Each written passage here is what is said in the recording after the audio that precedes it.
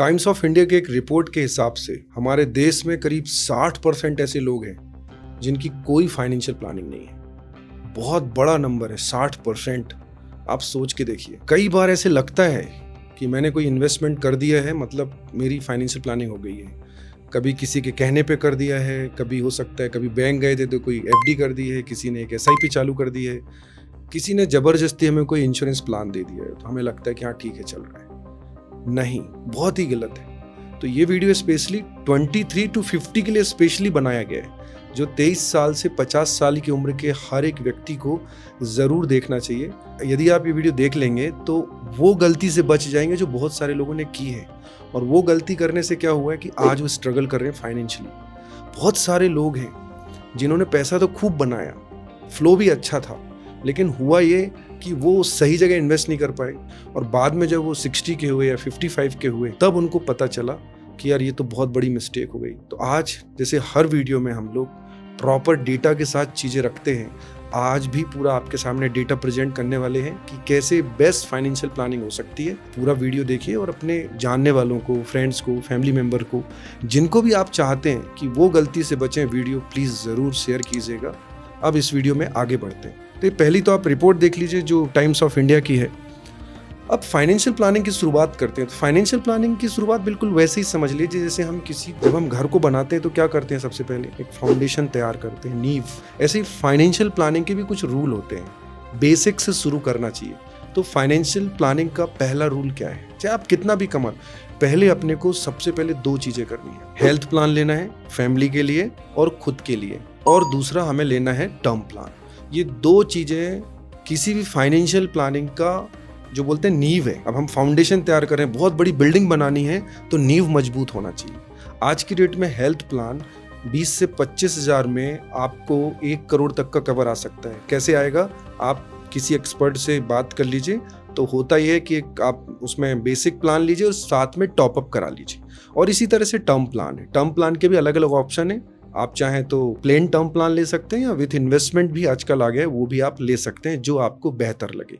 तो पहला ये याद रखना है, हेल्थ एंड टर्म। अब आगे बढ़ते हैं। ये तो हो गया कि स्टार्ट क्या करना है, लेकिन क्या नहीं करना है ये भी एक बार समझ लेते हैं। कई बार सपोज 23 साल की उम्र में, आजकल तो 20 साल की उम्र में कमाना चालू कर देते हैं बच्चे। तो अगर आपकी उम्र 20 से 30 के बीच में है तो सबसे पहले क्या करना है, लायबिलिटी नहीं लेनी। मतलब होम लोन नहीं लेना है, पर्सनल लोन नहीं लेना है, कार नहीं लेना है। इससे होता क्या है, जब हम कोई लोन ले लेते हैं तो हमारा फोकस लोन चुकाने में हो जाता है, हमारा फोकस ईएमआई में चला जाता है, और हमें लगता है हमें पैसा कमाना है ईएमआई के लिए, लोन चुकाने के लिए। जबकि हमारा फोकस इस एज में होना क्या चाहिए, वेल्थ क्रिएट करने के लिए। मुझे अगर मैं लायबिलिटी ले लूँगा तो मेरा पैसा ईएमआई में जाएगा, जबकि मेरा पैसा जाना चाहिए एसआईपी में। तो अगर 20 से 30 की उम्र के हैं तो आप रिस्क भी ले सकते हैं। अगर आप ज़्यादा पैसा कमाते हैं, ज़्यादा आपकी कैपेसिटी है, तो आप प्लॉट्स, लैंड ले लीजिए। अदरवाइज आप एक्सपर्ट की मदद से अच्छे स्टॉक और म्यूचुअल फंड में इन्वेस्ट कीजिए। 20 से 30 से पूरा फुल अग्रेसिव होके, कोई दिक्कत की बात नहीं। लेकिन लोन के झंझट में नहीं फंसना, लोन आपको रोक देता है। लोन में क्या होता है, जैसे मैंने कोई लोन लिया है तो मेरा माइंडसेट क्या रहेगा, मुझे महीने की ईएमआई चुकानी है और मैं उसी पे फोकस कर लूँगा। इसमें एक और चीज़ है, लोग बोलते हैं लोन इसलिए लेना चाहिए जिससे कि उसका ना एक फिक्स हो जाता है कि उसको चुकाना ही है। नहीं, फिर उसकी जगह आप एसआईपी ले लीजिए ना। अगर आपका माइंडसेट ऐसा है कि मेरे सैलरी से कट जाए, एसआईपी ले लीजिए कि मुझे 20,000 25,000 का एक एसआईपी मैंने कर दिया, मेरी कोई भी इनकम है लेकिन मैं अगले 10 साल तक इसको कंटिन्यू करूँगा, 15 साल तक कंटिन्यू करूँगा। तो लोन ना लेके हमें एसेट बनाने पे फोकस करना है, स्पेशली 20 और 30 में। मतलब घर नहीं लेना है इस एज में, आपको लायबिलिटी नहीं लेनी है। फिर आगे बढ़ते हैं, और क्या करना है, एक इमरजेंसी फंड बनाना है, ये भी ज़रूरी है। इमरजेंसी फंड बनाने से क्या होता है, अब इमरजेंसी अगर फंड में नहीं बनाऊंगा तो मैं जो प्लानिंग कर रहा हूँ, अपनी फाइनेंशियल प्लानिंग कर रहा हूँ, कभी पूरी नहीं होगी। क्योंकि जैसे ही मैं कुछ पैसा इकट्ठा करूँगा, कोई मेरे को ज़रूरत आई तो मैं वो फंड निकाल लूँगा, मेरा पर्पस तो कभी पूरा होगा नहीं। तो इमरजेंसी फंड कई तरह से काम आता है, कई बार जॉब भी जा सकती है, कई बार ऐसे कुछ खर्चे होते हैं जो अनएक्सपेक्टेड होते हैं। 2 इमरजेंसी तो हमने रोक ही दी शुरू में, एक हेल्थ वाली आपके और परिवार की, और एक टर्म प्लान की। वो 2 इमरजेंसी तो रोक दी, बट कुछ ऐसी इमरजेंसी भी होती हैं जो अनएक्सपेक्टेड होती हैं, जिन पे कोई कंट्रोल नहीं है। तो आप एक इमरजेंसी फंड बनाइए, और इमरजेंसी फंड का पैसा कहाँ रखिए, या कि उसकी एफडी करा दीजिए या अपने एक दूसरे अकाउंट में रखिए जिसका आप एक्सेस कम करते हैं। और उसमें कितना होना चाहिए, उसमें 3 से 6 महीने का आपके खर्चे का पैसा होना चाहिए और उस फंड को हमें टच नहीं करना है।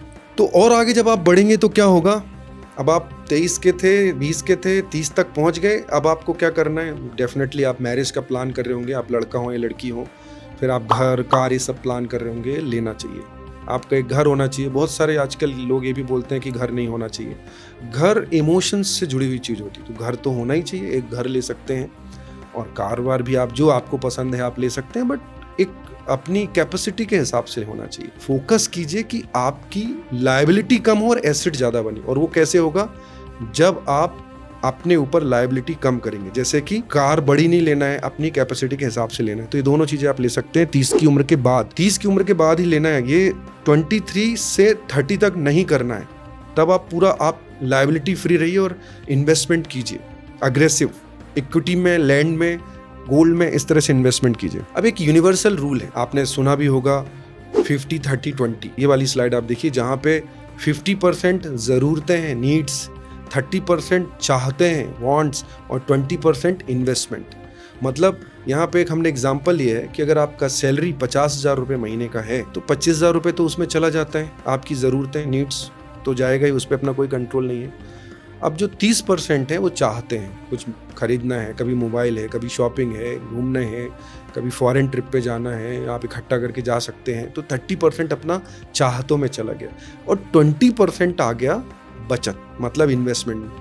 होता क्या है, ये जो आप देख रहे हैं ना स्लाइड, इसमें ये जो पहला 50 और 30 है, इसमें होता क्या है मैं आपको बता रहा हूँ कि 50% तो कम नहीं होता ज़रूरतें, लेकिन जो 30% है ना, ये बढ़ के हो जाता है 50%। मतलब 50% ज़रूरतें और 50% चाहते, तो इन्वेस्टमेंट में क्या बचा, 0। ये बाद में पता चलता है कि यार ये तो हमने किया ही नहीं। तो ये रूल याद रखिए, 50, 30 और 20 वाला। लेकिन ये पुराना हो गया, एक नया भी आ गया है, अभी नया वर्जन आ गया है। नया वर्जन कहता है 50, 40 और 10। पुराना वाला क्या कह रहा था, 50, 30 और 20।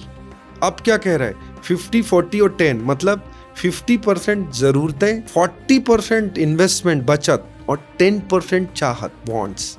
आप देखिए आप कौन से उसमें फिट हो रहे हैं। आप पहले वाले में फिट हो रहे हैं जहां आप 50%, 30% और 20% इन्वेस्टमेंट में आएंगे, या दूसरे वाले में हो रहे हैं जहां 50% नीड, 40% इन्वेस्टमेंट। मतलब अगर आपकी सैलरी 50,000 है तो आप 20,000 रुपये खर्चा ना करके बचत करेंगे, या आप इसमें आ रहे हैं कि आप 5,000 रुपये ही सिर्फ स्पेंड करेंगे। ये आपके ऊपर है, आपको देखना है। आज के जो लोग हैं ये वाला रूल जो है 50, 40 और 10 बहुत बहुत अच्छे से इंप्लीमेंट कर रहे हैं, क्योंकि बीच बीच में कुछ बोनस या एक्स्ट्रा इनकम आ रही है, उससे वो जो है ना चाहते मेंटेन कर रहे हैं, और जो अकाउंट में पैसा आ रहा है उससे अपने वो ये वाला कर रहे हैं कि 40% तो सेविंग करना है।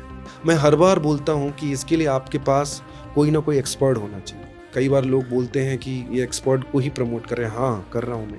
वो इसलिए कर रहा हूँ कि फाइनेंशियल प्लानिंग में जैसे हम हर जगह एक्सपर्ट की मदद लेते हैं ना, डॉक्टर को तो हम मेडिकल जाके नहीं लेते, हमें दवा गूगल करके दे दो, ऐसे एक्सपर्ट हमारी मदद कर देता है हमारी फाइनेंशियल प्लानिंग में। आपको भी नॉलेज है, कई बार समय की कमी से हम वो सब कुछ नहीं कर पाते जो हमें करना चाहिए। तो अगर कोई रहेगा मुझे रिमाइंड कराने के लिए, बार बार बताने के लिए, मेरी फाइनेंशियल प्लानिंग करने के लिए, तो मैं पूरी प्लानिंग प्रॉपर कर पाऊंगा और अपने गोल तक पहुंच पाऊंगा। तो अब आगे बढ़ते हैं। ये दोनों रूल देख लिया। अब फाइनेंशियल प्लानिंग में अगला पड़ाव क्या है। पहले मैंने देखा कि भाई मैंने फाउंडेशन बना लिया, मैंने टर्म और हेल्थ ले लिया, फिर मैंने लोन नहीं लिया, फिर मैं आगे बढ़ा तो मैं 50, 40 और 10 वाला रूल अपना लिया कि 40% इन्वेस्ट करूंगा। तो अब आता है सवाल, कहाँ करूं, कैसे करूं। तो एक सिंपल है कि अगर आपकी एज 23 साल की है और आपने अगले 20 साल के लिए 15,000 का SIP कर दिया और आपने अगले 20 साल तक इस SIP को कंटिन्यू रखा, तो जब आप 43 के होंगे तो आपके पास, अगर हम 15% के रिटर्न के हिसाब से देखें, ये रिटर्न कम और ज़्यादा हो सकता है, मैंने एक एवरेज रिटर्न लिया है, तो आपके पास टोटल वैल्यू होगी लगभग 1,99,06,102। मतलब इसको ऐसे लीजिए, राउंड फिगर 2 करोड़ रुपए होंगे। 43 की एज में आपके पास 2 करोड़ रुपए होंगे। आपने कितना महीने का बचाया है, सिर्फ 15,000, ज़्यादा नहीं, 15,000। अब आगे बढ़ते हैं। फिर क्या होगा, जब आपके पास 2 करोड़ रुपए होंगे 43 की एज में, तो हम ये मानते हैं कि आपको 1 करोड़ रुपए चाहिए होगा। हो सकता है बच्चे की मैरिज, एजुकेशन, बेटी की, कुछ भी हो सकता है। हम ये मान के चलते हैं उसमें से 1 करोड़ रुपए आप विड्रॉल करेंगे 43 की एज में। आपने विड्रॉल कर लिया तो आपका जो अमाउंट था 2 करोड़ रुपए में से अब बचा 1 करोड़, और आपने उस 1 करोड़ रुपए को वापस इन्वेस्ट रहने दिया, उसको आपने विड्रॉल नहीं किया, और वो अगले 10 साल के लिए आपने छोड़ दिया 1 करोड़। अगेन हम 15% के हिसाब से ले रहे हैं रिटर्न। अगर इसको हम 15% के हिसाब से देखें तो आपका 10 साल के बाद होगा लगभग 4 करोड़ का। जब आप 53 के हैं तो आपके पास कितना हो गया? 4 करोड़। आप देखिए आपने शुरू कितने से किया था? 15,000 से। आपने बीच में 1 करोड़ निकाल भी लिया, अब आपके पास है 4 करोड़, और आपकी एज क्या है? 53। अब अगर आप चाहें तो अगले 2 साल वेट करें और फिर 55 साल की उम्र से SWP लेना, 2 लाख रुपए महीने लेना चालू कर दें। आपको कोई जमा नहीं करना है। 43 से 53 तक भी आपने 1 रुपए जमा नहीं किया है, आपने बस निकाला नहीं है। अब आपके पास जो इनकम आ रही थी वो आपने, जहां भी आपके खर्चे थे आपने एडजस्ट किया, कोई पैसा हमने नहीं बोला आप जमा कीजिए। एक और एग्जांपल लेते हैं, ये हम ले लेते हैं किसी की एज 30 है। पहले हमने लिया 23 to 30 वाले के लिए, अब हम ले लेते हैं कि एज है 30। उसने 20,000 से चालू किया। उसको 20,000 क्यों बोल रहे हैं? क्योंकि अब तो जो 23 वाला था उसके पास ज़्यादा समय था, अब वो 30 साल का हो गया है, 30 से 35-40 साल, जो भी आप अपनी एज एक देखें, तो फिर उनको करना पड़ेगा 20,000। अगर आप 20,000 लेते हैं, अगेन हम रिटर्न 15% के हिसाब से लेते हैं, जो पिछले 35-40 ईयर में एवरेज रिटर्न रहा है। ये रिटर्न कम एंड ज़्यादा हो सकता है, 10 से 15% हो सकता है और ज़्यादा भी हो सकता है। तो अब आप देखिए 30 साल की उम्र वाला व्यक्ति अगले 20 साल 20,000 की SIP कंटिन्यू किया, तो उसके पास जब वो 50 साल का होगा तो उसके पास क्या अमाउंट होगा? 2,65,41,000 रुपए 50 साल की उम्र में हो गया। अब हम ये मानते हैं जब अब वो 50 साल का होगा तो उसकी कुछ अलग लायबिलिटी भी होगी। उसने 1 करोड़ रुपए निकाल लिया कि भाई 2,65,00,000 में से 1 करोड़ रुपए मुझे वापस चाहिए। उसने 1 करोड़ रुपए निकाल लिया। अब उसके पास बचा कितना? 1,65,00,000 रुपए। अब वो 1,65,00,000 को उसी म्यूचुअल फंड में इन्वेस्ट रहने दिया अगले 10 साल। जब वो 10 साल के बाद उसका जो अमाउंट होगा वो होगा 6,70,00,000 रुपया। अब आप सोचिए जब वो 60 का है तो उसके पास है 6,70,00,000 रुपए। मतलब आप अंदाजा लगाइए उसको मिलेगा करीब 3,90,000 रुपए महीने। लेकिन स्टार्ट कितने से किया था? 20,000 रुपए महीने से। हमने यहाँ पे 20 और 15 का अमाउंट क्यों लिया है? क्योंकि जो बाकी अमाउंट है वो इमरजेंसी फंड में जा सकता है, कभी और दूसरे खर्चे हो सकते हैं, वो हो सकता है, कभी कुछ ऐसी चीज़ें आ सकती हैं जो आपके कंट्रोल में नहीं है। अब सवाल ये उठता है कि मैं हमेशा नहीं कर पाता, मेरी सैलरी कम है, तो 2 तरीके हैं, या कि आप अपनी इनकम बढ़ाइए या कि आप अपने खर्चे कम कीजिए, बट ये अमाउंट इतना रहेगा। आपको जिनको भी बड़ी प्लानिंग करनी है, जिसको सपोज किसी को ऐसी प्लानिंग करनी है कि 10 करोड़ हो, 20 करोड़ हो, 50 करोड़ का अमाउंट हो, ये SIP अमाउंट अपने को बढ़ा देना है। जैसे 15,000 है तो ये 50,000 हो जाएगा, तो आप सोचिए वहाँ पे कितना हो जाएगा। जैसे यहाँ पे 20,000 है तो इसको अगर 1 लाख रुपए महीने कर देते हैं तो आप सोचिए वो अमाउंट कहाँ पे होगा। एंड बेस्ट पार्ट इस पूरे म्यूचुअल फंड और ये जो हमने SIP किया है, इसमें क्या है कि अगर आपको कभी इमरजेंसी पड़ती भी है, सपोज आपको 20 लाख रुपए की जरूरत पड़ गई और उस समय आपका फंड 1 करोड़ रुपए, तो आप 20 लाख विड्रॉल कर लीजिए। लेकिन जैसे ही वो आपका काम होता है वापस म्यूचुअल फंड में इन्वेस्ट कर लीजिए। कहीं से लोन लेने की भी जरूरत नहीं है। ऐसा नहीं कि कोई लॉकिंग पीरियड है, आप निकाल सकते। और ये SIP के लिए हमने ऑलरेडी एक वीडियो बनाया है जहाँ 5,000 से 9 करोड़ कैसे होंगे वो हमने बताया। आपने शायद देखा होगा, नहीं देखा तो ये वाला वीडियो आप जरूर देखिए। और ये जो हमने 50 की एज वाला, हमने 43 और 53 की एज वाला बताया, ये भी एक वीडियो बनाया है कैसे आप SWP की मदद से 2,92,000 रुपये महीने का ले सकते हैं। तो अगर आप ये प्लानिंग 23 से 30 साल की उम्र में कर लेते हैं, हमने जो फाइनेंशियल प्लानिंग बताई, तो आप 50 की उम्र में गोवा में अपनी फैमिली के साथ एंजॉय कर रहे होंगे, टेंशन फ्री हो गई फाइनेंशियल प्लानिंग। इतना कोई टेंशन नहीं है। बट कोई सही व्यक्ति हो अगर बताने के लिए, प्रॉपर प्लानिंग करा देना, तो मतलब सॉलिड हो जाता है। फिर क्या होता है ना, ये इतना कैलकुलेशन ऐसे होता है ना कि एक डाइट प्लान होता है तो वो पूछना ही पड़ता है, वो बोलते ही ये खाना ही पड़ेगा। कई बार मर्जी हो नहीं हो तो कई बार मजबूरी होती है, उनकी बात माननी पड़ती है। तो ऐसे ही एक्सपर्ट होते हैं जो आपको मजबूर करते हैं कि ये करना है। तो इसको पूरा समराइज कर देते एक बार, कैसे हम एक बेस्ट फाइनेंशियल प्लानिंग कर सकते हैं। सबसे पहले आपकी जब जॉब शुरू होती है, जैसी शुरू होती है तुरंत इन्वेस्टमेंट करना चालू कीजिए। किसी तरह की लायबिलिटी इनिशियल इस एज में नहीं लेना। दूसरा, आपके पास टर्म और हेल्थ, मैंने बेसिक चीज क्या बताई थी, मैंने वो भूला तो नहीं ना, टर्म एंड हेल्थ वो बहुत जरूरी है। टॉपअप के साथ जरूर लेना है, तो 1 करोड़ रुपए तक का आपका कवर हो जाएगा। और दूसरा, 50-40-10 ये वाला रूल है जो याद रखना है, जहां पे हम 40% इन्वेस्ट कर रहे हैं। पुराना वाला कहता था 30% 20%, मतलब 50-30-20, जहां हम 20% इन्वेस्ट कर रहे थे और अब मॉडिफाई होके क्या हो गया है, जहां हम 40% इन्वेस्ट कर रहे हैं। हमने SIP शुरू कर दी, 15,000 और 20,000 दो एग्जाम्पल लिए, इसमें आप अपनी एज के हिसाब से बड़ा कम ज़्यादा कर सकते हैं। अब आपको मन में एक चीज़ आ रही होगी कि यार इतना आसान थोड़ी होगा, बीच में कुछ दिक्कत आ गई तो आ गई, इसलिए इमरजेंसी फंड बनाया है। कुछ अमाउंट उसमें डाल के रख देना, कभी ज़रूरत पड़ी तो उससे और भी ज़रूरत पड़ गई कि नहीं मुझे सेविंग तोड़नी पड़ेगी, तो ये सेविंग कभी भी लग्जरी के लिए नहीं तोड़नी है। आपको आईफोन लेना है, कार लेना है, उसके लिए ये जो आपने अपनी फाइनेंशियल प्लानिंग की है उसको खराब नहीं करना है। ज़रूरत बहुत ही ज़्यादा है तो इससे विड्रॉल कर लीजिए और वापस एक एम बनाइए कि मुझे इस पर वापस डालना है। प्रॉपर किसी एक्सपर्ट के साथ बैठकर अपनी प्रॉपर फाइनेंशियल प्लानिंग बनाइए। किस एज में आपको कितना अमाउंट चाहिए, कब बच्चे के लिए क्या होना चाहिए, ये तो मैंने मोटा मोटा प्लानिंग बता दी आपको। अब आप इसमें और भी आपके जैसे जिसके पास ज़्यादा अमाउंट है बीच में गोल्ड लेगा, लैंड लेगा, कुछ अलग अलग जगह इन्वेस्टमेंट कर सकते हैं, ये आपके ऊपर है अगर आपके पास ज़्यादा अमाउंट है तो। अगर ये वीडियो अच्छा लगा है तो प्लीज़ सब तक शेयर कीजिए, ज़्यादा से ज़्यादा लोगों तक बताइए।